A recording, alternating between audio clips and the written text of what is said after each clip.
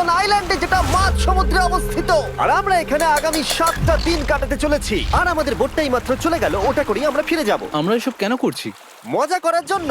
এখানে প্রাকৃতিক সৌন্দর্যের অস্তিত্ব থাকলেও গত 250 বছর ধরে এখানে কোনো জনমানবের অস্তিত্ব নেই।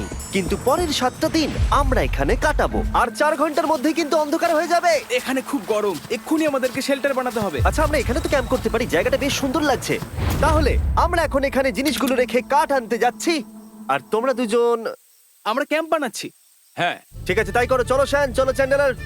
কি করে ক্যাম্প বানায়? আমি জানি না। আর তাই আমরা তাড়াতাড়ি কাজ শুরু করে দিলাম, কিন্তু আমাদের সাবধান থাকতে হচ্ছিল, কারণ তোমার উপরে পৃথিবীর সব থেকে বিপজ্জনক গাছ রয়েছে, যেটা কাটলে খুবই বিষাক্ত আঠা বের হয়, যা তোমাকে প্রাণে মেরে দিতে পারে। তাহলে আমরা এখানে কেন দাঁড়িয়ে আছি? আর ওদিকে নোলান আর ম্যাক আগুন জ্বালানোর জায়গা তৈরি করছিল।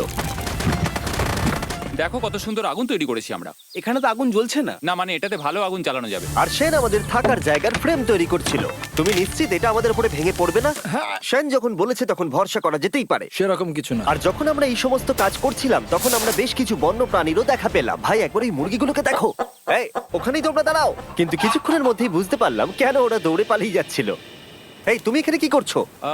আরে এটা কি? হ্যাঁ, ও এটা একটা ছুরি। তুমি কি এই মুরগিগুলোকে মারার প্ল্যান করছো? হ্যাঁ, আমার একটা মুরগি চাই। আমরা মুরগি মারতে পারি না। জিমি, এখানে আসার আগে তুমি ডিনারটা কি করেছিলে? বলবো না।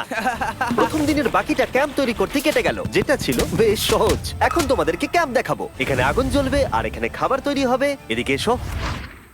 আর ঠিক এইখানে আমরা ঘুমাবো, যেটার বিশেষ প্রয়োজন। তারপর আমরা নিয়ে এলাম সার্ভাইভাল ক্রেট, যাতে ছিল খাবার, জল আর সবথেকে গুরুত্বপূর্ণ একটা ফ্লেয়ার, যা বিপদে কাজে লাগতে পারে। আর সূর্য ডোবার আগেই আমরা সমস্ত কিছু তৈরি করে নিয়েছিলাম। একটা